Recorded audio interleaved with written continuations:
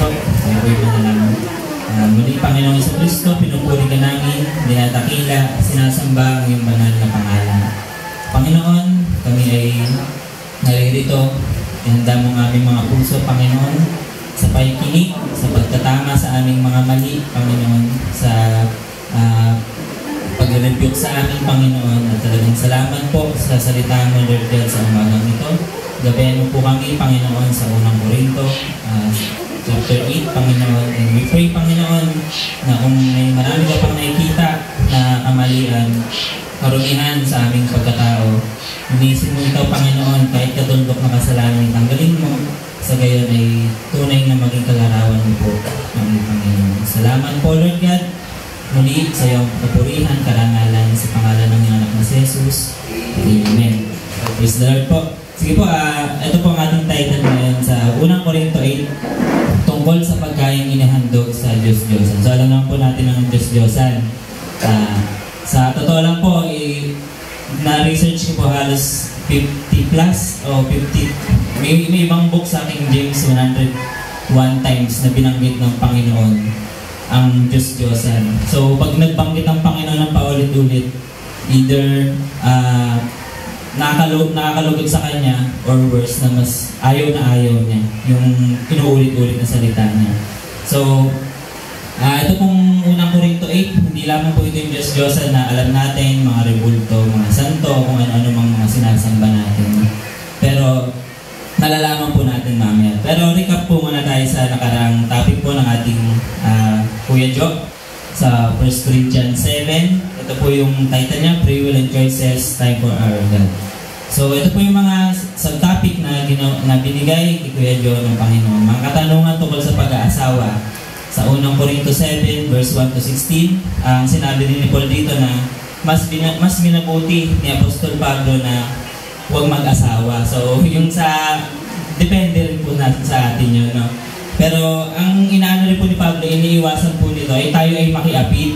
Kaya sinabi niya na huwag nang mag-asawa. Pero kung talagang hindi mapagpigil, kailangan talaga mag-asawa, sabi ni Apostol Pablo. Iniingatan tayo para tayo huwag makiapid. Ganun din po, sinabi rin po dito sa mga katanungan tungkol sa pag-asawa ay ang gampanan ng lalaki ang lahat ng tungkulin. Ganun din po ang babae sa kanyang asawa. So, yun po ang tunay na nakalulugod sa Panginoon. At sinabi rin po dito na kayo ay isa sa harapan ng Panginoon kapag kayo ay mag-asawa na. So, sa pangalawang topic naman po ni Kuya Jo na nakita po natin, magpatuloy sa dating kalagayan. So, sinabi ko dito na manatili sa dating kalagayan nang tawagin tayo ng Panginoon. Hindi mahalaga kung ano yung estado natin nung tayo tinawag ng Panginoon, tayo man ay alipin o sabi sa Bible, tuli o di tuli. Magmanatili tayo sa pagkatawag sa ating Panginoon dahil hindi tinitingnan ng Panginoon ang nakaraan natin. Ang tinitingnan ng Panginoon yung puso natin na naglilingkod sa Kanya. At sa 3 naman po, tungkol sa mga walang asawa at sa mga biyuda. Yan dito naman po pinakita sa atin na binigyan tayo ng babala ni Apostol Pablo na kapag na mag-asawa, talagang may matinding hirap na mararanasan. So alam po ng mga parents natin yan. Kaya yun po yung inaiwasan ni Paul din na mangyayari. Kasi po mahirap nga kung mahina sa pananampalataya tapos dumaan sa iba't ibang uri ng pagsubok. Talagang madaling makuha o maibalik sa kaaway ng ganong tao. At sa 3 naman, makikita rin po natin para sa mga walang asawa at byuda ay manatili sa kalagayan upang hindi magkasala. At nais din po ni Pablo dito na kaya pinatungkulan ng mga walang asawa ay kung hindi talaga mag-aasawa ay magpatuloy sa paglilingkod sa Panginoon o walang ibang gawin kundi ang maglingkod sa Panginoon. At para makaiwas din tayo sa mga alalahanin, sinabi rin ng Apostol Pablo dito na nagiging sanhi ng kasalanan. So ayun po ang 1 Corinthians 7 natin. Ayun po, balik po tayo sa ating topic. So ano nga ba ang Diyos-Diyosan? So ito po yung ayon ng Panginoon kung naaalala po natin sa Pahayag 21:8 kasama po itong Diyos, mga sumasamba sa Diyos-Diyosan. na mapapasama sa nagbubulit na impyerno o yung lawa ng dagatang apoy. So ayun po, ano po ang paningin ng Diyos sa Diyos-Diyosan at sa mga taong gumagawa nito? Sabi po sa Isaiah 44 verses 9 to 11, walang puwentang tao ang mga gumagawa ng rebulto at walang kabuluhan ang mga Diyos-Diyos ang kanilang pinapahalagahan. Mga bulag at hangal ang sumasamba sa mga ito, kaya sila ay mapapahiya. Sa verse 10, walang idudulot na mabuti ang paggawa ng mga rebulto para sambahin. At sa 11, tandaan ninyo, ang sumasamba sa mga ito ay mapapahiya lamang. Ang mga gumagawa nito ay tao lamang. Kaya magsama-sama man sila at ako'y harapin, sila ay matatakot at mapapahiya. So, ito po yung typical na Diyos-Diyosan na talagang part ng Diyos-Diyosan na laging sinasabi sa Biblia. Dahil kung sa tutusin talaga, dati po napakaraming gods, lalo sa Athena, sila Athena, sa mga mga nadadaanan nila Apostol Pablo para mangaral, upang mangaral sila. Ayun po. Pero ano po yung isa pa, ito po yung pinaka-meaning talaga ng idols o mga Diyos-Diyosan. Sabi po dito, biblical definition po ito. Essentially, an idol can be anything that takes the place of God as the most important focus and priority in our life. So ito po talaga ang Diyos-Diyosan natin bilang mga mananampalataya na. Kung dati bulag tayo dun sa pagsamba, dahil ako galing din po doon, minado po ako doon, galing po ako sa religion. Pero praise the Lord po at relasyon yung binalik niya sa akin. At sabi po dito, an idol can be anything that takes the place of God. So ito po yung pinaka maganda dito kaya po ba yung pagpunta po natin dito, sigat po ba ang punta talaga natin? Yung focus ba natin, yung pag-iisip natin, sigat po ba talaga yung dahilan bakit tayo nandito? O dahil lang kay mama, dahil kay papa, dahil sa mga kaibigan, sa ininaya ko?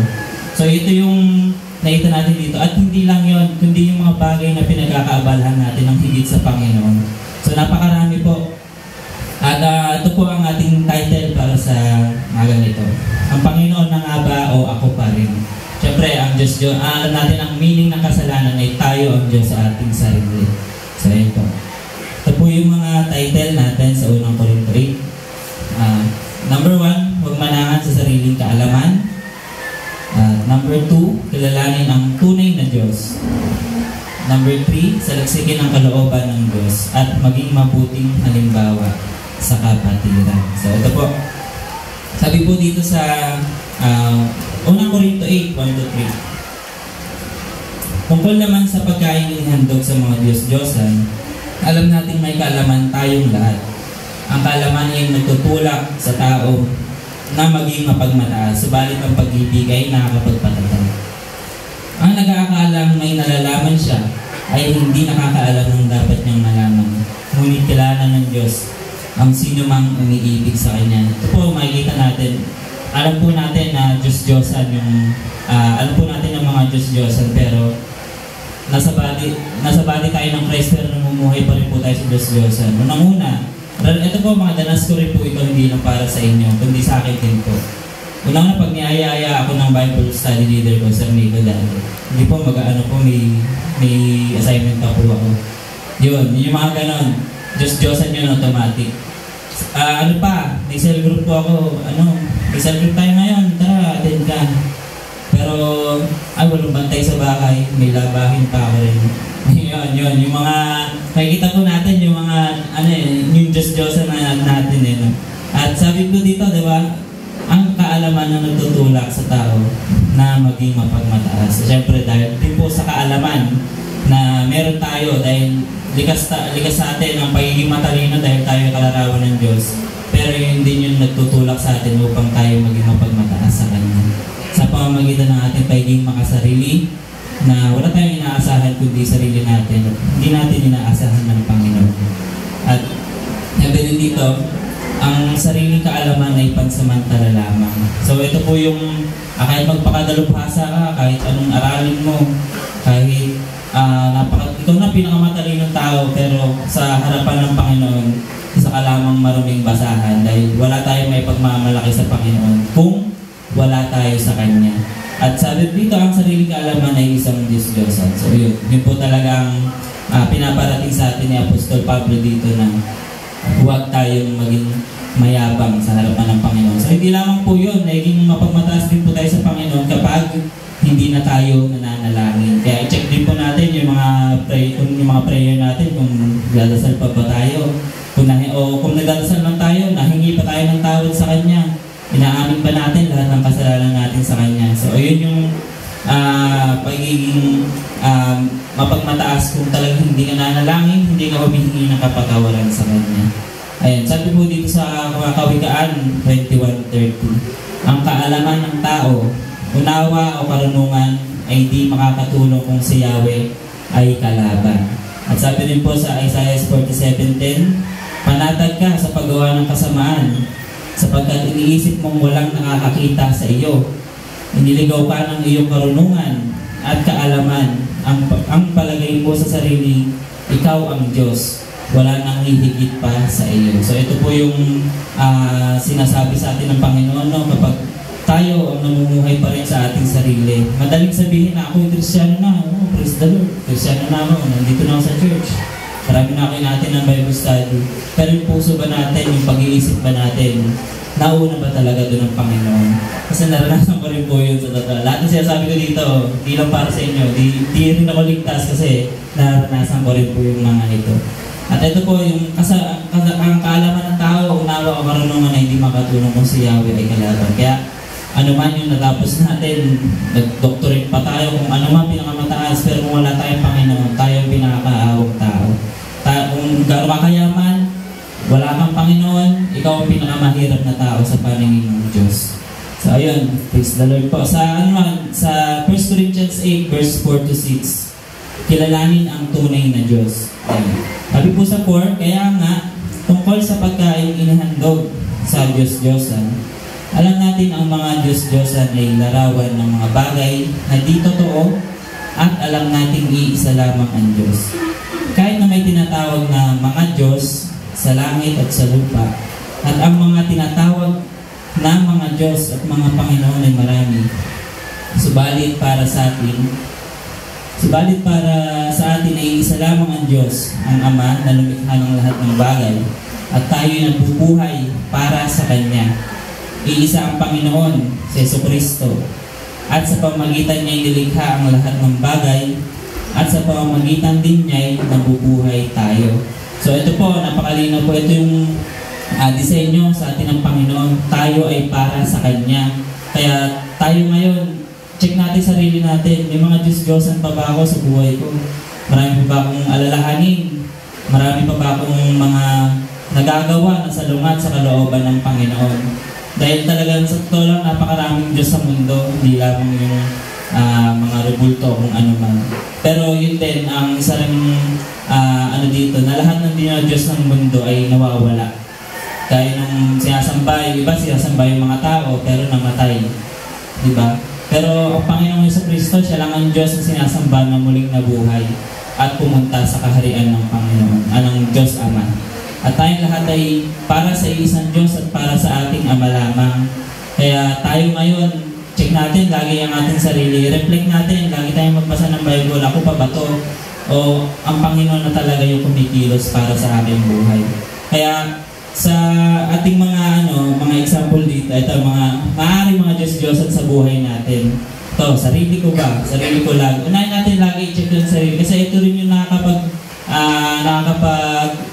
nakakapagbigay sa atin ang kaalaman kung tayo ba talaga ay nasa Panginoon na. O pamilya ko ba? Kung pamilya ko, kamusta yung mga magulang? Na sa pag-uusap ba ng inyo kayo mag-asawa? Ano bang pinag-uusapan niyo madalas? Problema sa bahay? Mga kakulangan ba? Kung paano pag-aralin yung mga anak? Kung ano yung kakainin para mamaya?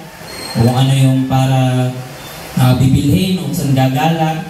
O baka gano'n na lamang yung umiikot yung conversation ninyo na mag-asawa. Pero ang Panginoon ay wala na. Diba? Tayo ay sa Panginoon, tayo ay iisa. Diba sabi ng Panginoon? Kaya kayo mga may asawa, may kailangan talaga ang Panginoon ang nakasentro sa inyong buhay. Sa paanong paraan, lagi niyong tanggapin ang Panginoong Jesucristo at patuloy na maglingkod sa Kanya. Talagang maging tamanggawa tayo ng body ng Christ. No? At sa mga naman, sa mga single o mga nagpaplano na mag-asawa, yung ipon, no? So ipon, praise the Lord, marami tayo ipon, no? Bilangin natin yung mga papel na naipon natin. Pero bilangin din natin yung quiet time notebook natin. Ano kaya mas matimbang doon sa dalawa? Diba? Nakita natin kung sino mas pinapahalagahan natin, kung sino yung hindi natin pinapahalagahan. So, ayun, sa mga kabataan, mga online games, no, mga social media ba, yung may nai-injust nyo. Sa mga magulang nyo rin, nasunod, ano bang mas mahal nyo, yung games nyo o yung magulang ninyo. So, ayun, yung mga na pinakita rin sa akin dito kasi ganito rin ako no, gantong-ganto ako no, at alam din ang magulang ko. Ayun, mas mahal ko ba yung mga kaibigan ko no, kaysa sa magulang ko? Mas pinapakinggan ko ba yung kaibigan ko kaysa sa magulang ko? Pero ang sabi ng Panginoon, igalang ninyo ang magulang ninyo, mahalin ninyo, at sa gayon ay hahaba ang inyong buhay dito sa mundo. Di ba may pangako ang Panginoon sa mga totoo na tunay na gumagalang at nagmamahal sa kanilang mga magulang. O, ito naman sa trabaho, ilang hours tayo nagtatrabaho sa isang linggo. Pero sa oras ng Sunday sa Panginoon, minsan di pa natin ang kompleto, kinukupitan pa natin ang oras, di ba? Ano mas mahalaga doon? Di ba? Ang Panginoon ba o yung trabaho mo, di ba? Ang Panginoon din naman nagbigay sa atin ng trabaho. Ang Panginoon din naman nagbigay sa atin ng mga oras para sa ating trabaho. Pero kailangan natin ng oras para sa Panginoon. Hindi lang sa Sunday, no? Dahil sa Sunday, ang pagiging Sunday Christian, hindi tayo lalago talaga mga kapatid sa Panginoon. Pag tayo ay Sunday Christian lamang. Tapos, yung devotion natin, kamusta ba? Nagagawa ba natin? Kahit tayo may trabaho, inuuna ba natin yung Panginoon sa ating trabaho? So, paano yung pag-una natin sa Panginoon? Paano unahin ang Panginoon habang tayo nagtatrabaho? Pray muna bago pumasok. Pray bago humawak ng mga paperwork o kung ano. Pray bago gawin yung mga inuutos ng ating mga boss. At pag-pray din natin yung ating boss. No? So yun yung nakita ko rin dito na, oo nga no. Kasi dati ako, di ako ganun eh. Kaya nung unang trabaho ko, ako'y natisod talaga.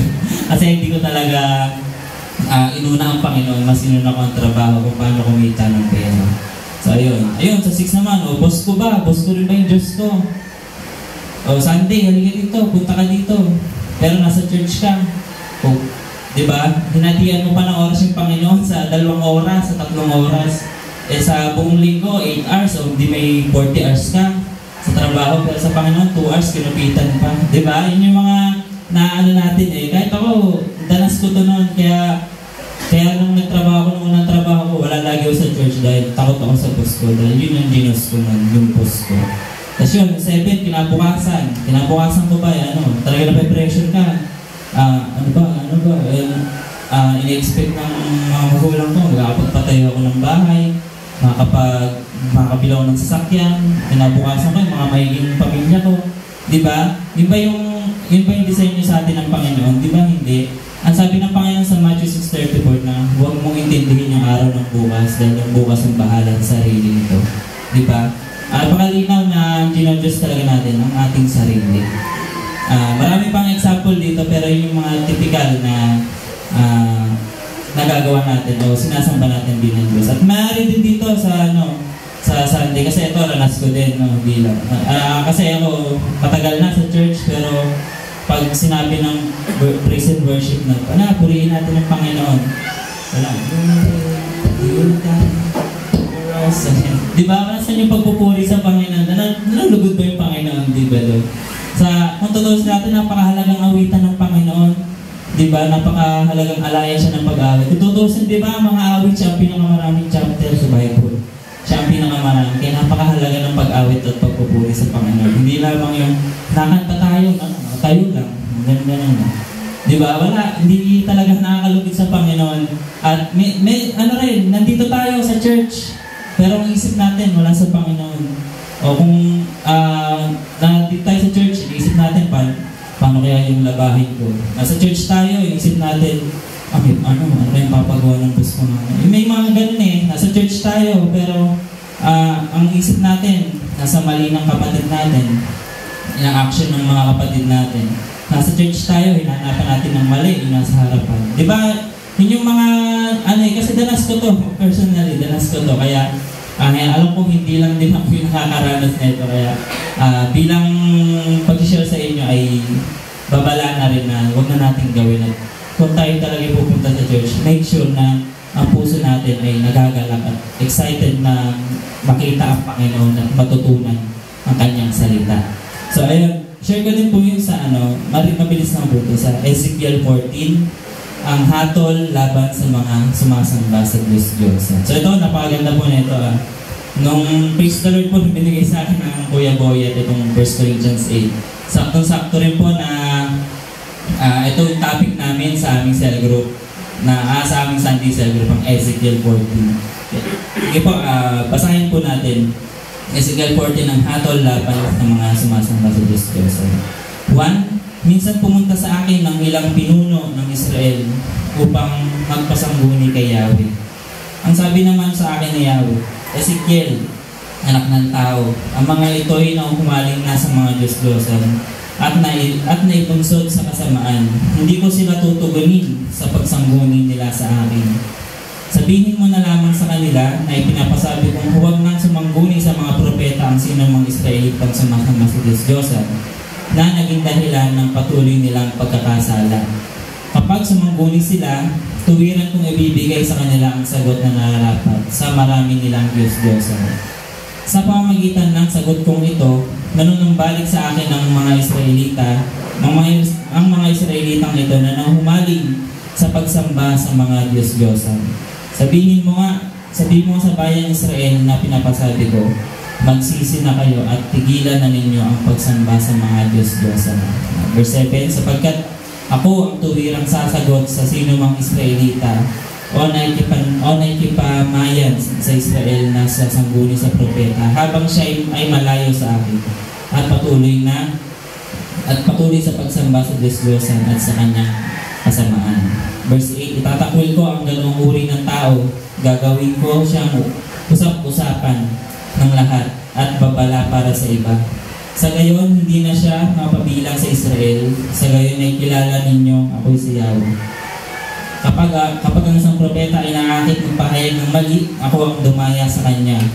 Kung magkagayo, paparusahan ko siya at hindi na ibibilang sa aking balang. Siya at ang sasangguni sa kanya ay paparusahan ko. Kung ano ang ipaparusa ko sa propeta ay siya rin ipaparusa sa sino mang sasangguni sa kanya. Gagawin ko ito para hindi lumayo sa akin ang Israel at hindi na sila magpakasama. Kung magkagayon, sila ay magiging bayan ko at ako naman ang kanilang Diyos. Ito nga ang sabi ni Yahweh ng Diyos. Sinabi sa akin ni Yahweh, Ezekiel, anak ng tao, kapag ang isang bayan ay hindi naging tapat sa akin, paparusahan ko sila at babawasan ang kanilang pagkain. Padadalhan ko sila ng tagutom hanggang sa mamatay ang mga tao, pati hayop. 14. Kung magkataong naroon si Noe, si Daniel at Job, sila lamang ang maliligtas dahil sa matuwid nilang pamumuhay. 15. Kapag pinapasok ko ang isang bansa, ang mababangis na hayop, sila yung ubusin ng mga ito. Ang dakong iyon ay nagiging buok ng lagim hanggang sa ang lahat ay matatakot magdaan doon dahil sa mga bangis na hayop. 16. Sinusumpa kong wala akong ititira sa kanila. Magkataon mang naroon sina Noe, Daniel at Job, sila lamang ang maliligtas. Ngunit hindi nila maliligtas isa man sa kanilang mga anak. 17. Kapag pinadalhan ko ng tabak ang isang bansa, silang lahat ay aking papatayin, pati mga hayop. Kung magkataong naroon sina Noe, Daniel at Job, sila lamang ang maliligtas. Wala silang may sasama man sa kanilang mga anak.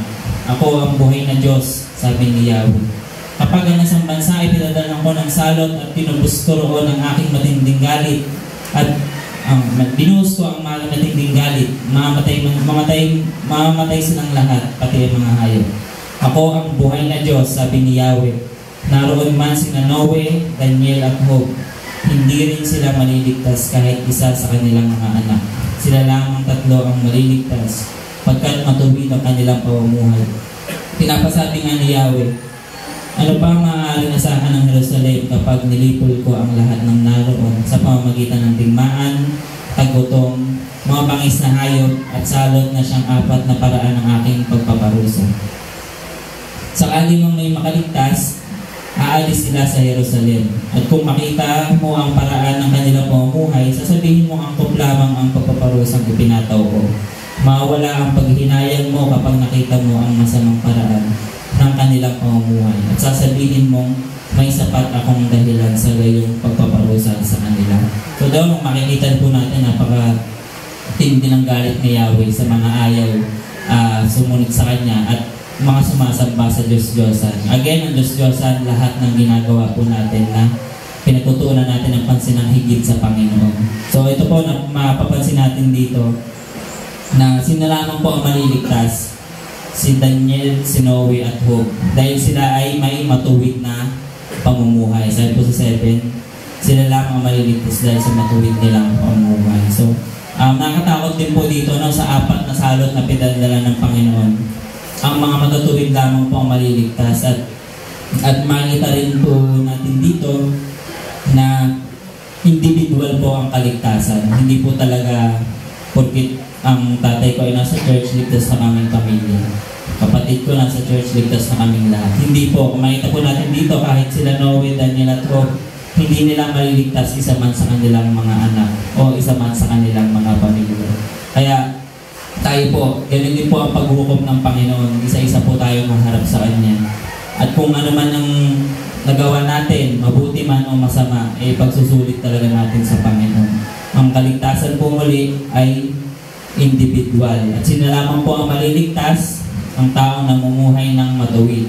Gaya po nila na Daniel, Job at Noe. Dahil sila po ay walang inasahan kundi ang Diyos. Kundi ang taong may matuwid na pamumuhay ay walang ibang inaasahan kundi ang Diyos.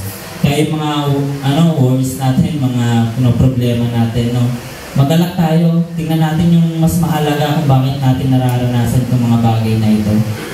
Talagang sa pamamagitan din ng pagpapalakasan ng magkakapatid, talagang marami tayong matututunan. Kaya hindi tayo lalago ng sarili lang natin. Kailangan din talaga natin ang body ng Christ. Yun po yung na-realize ko itong mga nakaraang linggo. Kaya praise the Lord din po sa buhay ng mga kapatid na patuloy na nakikipagkawang gawa, nakasama sa mga gawain spiritual dahil kayo rin po at sa bawat isa naging sanhi ng kalakasan ng pananampalataya din ng bawat isa. Sabi nga po sa 1 Corinthians 8 verse 7-13, ito po, ang saliksikin ng kalooban ng Diyos at maging mabuting halimbawa sa kapatiran. So, sa 7 po, subalit hindi lahat ay nakakaalam nito. May mga taong nasanay na sa pagsamba sa mga Diyos-Diyosan noong una. Kaya hanggang ngayon, kapag kumakain sila ng ganong pagkain, inakala pa rin nila na iyon ay handog sa Diyos-Diyosan. Dahil kulang pa ang kanilang kaalaman, ang akala nila ay nagkasala sila kapag kumain sila ngayon. Ang pagkain ay walang kinalaman sa katayuan natin sa harap ng Diyos. Walang mawawala sa atin kung hindi tayo kumain ng ganong pagkain. At wala rin kabutihang maidudulot sa atin kung kumain man tayo niyan. Ngunit mag-ingat kayo baka ang paggamit ninyo ng kalayaang kumain ng anumang pagkain ay maging sanhi ng pagkakasala ng mahihina pa sa pananampalataya. Kung ikaw ay may sapat na kaalaman, ay kumain sa loob ng templo ng mga Diyos-Diyosan at makita ka ng mahina pa sa pananampalataya, hindi kaya siya mabuyong kumain niyon kahit inihandog sa Diyos-Diyosan. Dahil sa nakala mong kaalaman, ay napapahamak ang iyong mahinang kapatid na tinubos din ng kamatayan ni Kristo. Sa ganung paraan, nagkasala kayo kay Kristo dahil tinulak ninyo sa pagkakasala ang inyong kapatid sa paggawa ng bagay na labag sa kanyang budhi. Kaya nga, kung dahil sa pagkain ng karne ay magkakasala ang kapatid, hindi na ako kakain niyon upang hindi siya magkasala. So yun, nakita rin po natin dito na kung talagang kulang tayo sa kaalaman, mapapahamak talaga din po talaga tayo. Kaya sabi po diba sa Tiago 1:5, kung kulang ka sa karunungan, sa kaalaman, humingi ka sa Panginoon, diba? Ito po yung kaya napakahalaga po ng devotion natin ang personal na devotion natin sa Panginoon. At dahil dito, sa pag-usap natin sa Panginoon, mas tinuturoan niya tayo at mas nag-lead sa atin ang Holy Spirit kung ano talaga yung isa sa buhay natin, kung ano ba yung mga dapat at hindi dapat gawin. At sa ibo dito, pag sumikapan natin pagharian ng Panginoon, yung Matthew 6:33, no? Na talagang pag sumikapan natin pagharian tayo ng Panginoon. No? Ito po ay hindi priority kung titignan po natin yung purpose itong Matthew 6:33. Ito po yung isa ring pagpapalago sa pananampalataya, no? Hindi tayo nakadepende lang sa leader natin, yung kaligtasan natin. Hindi tayo nakadepende sa leader natin sa pagpapalago ng ating pananampalataya. Dahil again po, ang kaligtasan ay individual. At ang Panginoon, kung makikita po natin, wala naman po siyang pinapasok sa langit na dahil kay ganito, dahil kay ganyan.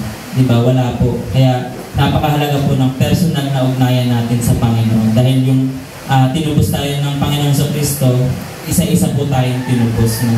At yun po yung po dito na huwag maging sanhi ng pagkakasala ng iba. So ito may danger din po dito.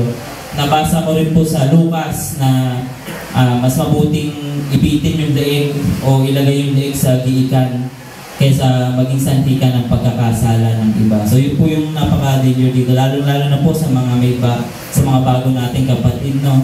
Kung karakter pa rin po natin, yung dati pa rin natin pagkatao, tapos nakita ng mga mahina sa pananampalataya. Ganito pala Diyos mo. Ganito pala yung sinasamba mo dito. Ganito pala yung natututunan mo dito sa simbahan ito. So, di ba, hindi po talaga ito nakakalugod sa Panginoon dahil tayo, sabi sa 1 Corinthians 5:17, tayo ay bago na. No, tayo po ay bago na. At yun din po, na-realize ko din po na gusto kong magbago ngayon 2024 din, no? Pero kung gagawin ko pa rin yung mga bagay na nasa 2023, alarin po, hindi rin po makakaangat hindi rin po lalagoy pa na ng palataya ko sa Panginoon dahil kung yung nakaraan hindi ko kayang makalimutan, ano pa kaya yung mga gagawa ko sa kasalukuyan. Yun po mga kapatid, hindi po ito patama, no? Hindi po ito patama sa atin, no? Dahil mas mabuti na nire-rebuke tayo kaysa mahalin tayo ng hindi totoo. Yun po yung natutunan ko rin dito. Kaya praise the Lord din po sa laging pag-rebuke sa akin ng leader ko, no? Nakita ko po talaga doon na akala ko tama talaga yung ginagawa ko pero hindi na pala. Again, numuhay ako lang sa Diyos-Diyosan ko kaya nakita ng leader ko na may ganun pa akong pag-uugali, may ganun pa akong karakter, may ganun pa akong attitude na hindi nasa lungan sa kalooban ng Diyos at hindi talaga kalugod-lugod sa harapan. At hindi ako naging banal, hindi naging kalarawan ng Diyos. Yun po yung lagi kong tinatandaan kaya ang review ko yung napakasarap mga kapatid. Oo, masakit siya sa una, pero tingnan mo yung mas mahalaga doon kung bakit ka ni-review. Yun yung paglago mo sa pananampalataya at mas pagkilala mo sa Panginoon. Dahil tayo, mga kapatid, tayo ay hindi informed Christian. Tayo ay transformed Christian dapat. So yun po. Sige po, patuloy po tayo. Yun po, dahil sa napagandang mensahe po ito about sa Diyos-Diyosan. No? Pasabi nga po sa ating mga kapatid, kalarawan ka ng Diyos, tayo na at magbago. Kaya pasabi nga po sa ating mga kapatid,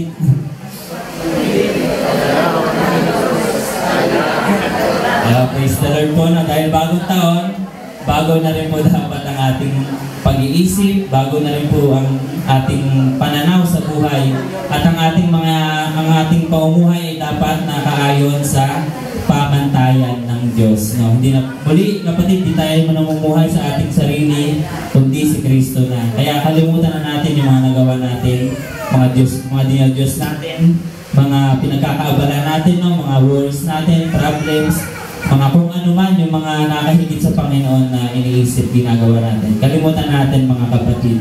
At sama-sama tayo magpalago sa pananampalataya, sama-sama tayong gumawa ng mga spiritual na gawain at sama-sama natin laging papurihan ang Panginoong sa Kristo. So yun naman po ang ating mensahe para sa umaga. So po yung mga ating mga hamon. Ito po, talagang ginawa ko rin po itong life verse ko ng Roma 12:2. Sabi, huwag kayong makiayon sa takbo ng mundong ito. Mag-iba kayo sa pamamagitan ng pagbabago ng inyong pag-iisip upang maunawaan ninyo ang kalooban ng Diyos kung ano ang mabuti at kalugod-lugod at ganap na kalooban niya. Sa unang Juan 2 verse 10, ang umibig sa kanyang kapatid ay nananatili sa liwanag at hindi siya magiging sanhi ng pagkakasala ng iba. At sa mga awit naman po, tanging sa Diyos lang ako aasa. Ang aking pag-asa ay tanging sa Kanya lamang. At ang last po sa mga Kronika 28:9, at ikaw naman, Solomon, anak ko, kilalanin mo ang Diyos ng iyong ama at paglingkuran mo siya ng buong puso at pag-iisip. Sapagkat sinisiyasat ni Yahweh ang ating damdamin at nauunawaan ang ating binabalak at iniisip. Kung lalapit ka sa Kanya, tatanggapin ka niya. Ngunit kung tatalikuran mo siya, itatakwil ka niya magpakailanman. So yun po, napakaganda mo natin mga hamon. Kaya maano natin to, hindi lang po natin to pakinggan, kundi sa buhay natin. No? Talagang madaling magsabi na naglilingkod daw sa Panginoon, pero kung hindi mo sinasabuhay, wala rin po. Kaya, ayun, I-challenge din po mga kapatid sa pananampalataya na again, na pagpupunta po tayo ng church, make sure ang puso natin ay para sa Panginoon lamang, yung ating isipan, para sa Panginoon lamang. Iwan natin sa bahay lahat ng alalahanin natin, yung mga words natin, mga duda natin, no? Alisin na natin yan mga kapatid, bagong taon na, kailangan bago na rin tayo ngayon. Ayan. At ito pong mga tanong pangtalakayan, no? Ano pa ba ang mga Diyos-Diyosan sa aking sarili? So ayun, mabuti pong maging honest tayo sa ating kapareha mamaya sa ating small group. Sa 2, ano ang mga hakbang na gagawin ko upang mapagtagumpayan ang mga ito? At sa 3, ipanalangin ang kapareha at sabay na tanggapin muli si Kristo Jesus bilang personal na Panginoon at tagapagligtas. At sa last 4 verse, iwan ko sa inyo mga kapatid mula sa Micah 6 verse 8, itunuro na niya sa iyo kung ano ang mabuti. Ito ang nais ni Yahweh. Maging mga taruan ka sa lahat ng bagay, patuloy mong mahalin ang iyong kapwa at buong pagpapakumbabang sumunod ka sa iyong Diyos. So praise the Lord po sa atin sa umagang ito, sa mensahe po natin sa unang Korinto chapter 8. So tayo po ay manalangin mga kapatid. Panginoon, muling salamat po. Tunay Panginoon na nakita namin, Lord, na kami ay hindi na dapat mamuhay sa aming mga Diyos-Diyosan, sa aming mga iniidolo, kung ano mga bagay, Lord God, na mas tinitignan namin kaysa sa iyo, Panginoon. Panginoon, muli patawarin mo kami. Ngayong nalinawan na kami, Panginoon, sa aming mga hindi namin makita na kasalanan dati, Panginoon.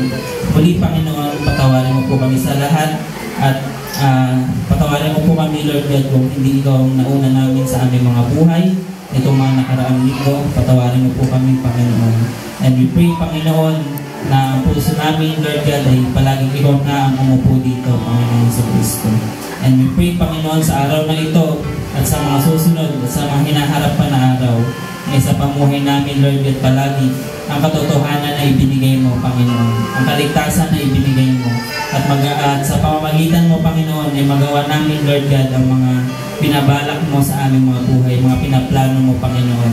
At salamat po, Panginoon, sa mga challenges, sa mga tests, Panginoon, Lord God. Salamat po sa mga ito dahil dito mo rin po kami napapatatag, Panginoon, sa aming pamumuhay sa mundong ito, na kung saan ay hindi na kami taga rito, Lord God, kundi dyan sa iyong kaharian. Salamat po, Panginoon, sa umagang ito ay patuloy kang manahan at ang iyong banal na Espiritu ang pumuspos sa bawat isa, Panginoon. Maraming salamat po. Ito po ang aming dalangin sa pangalan lamang po ng iyong anak na si Jesus. Amen. Praise the Lord po.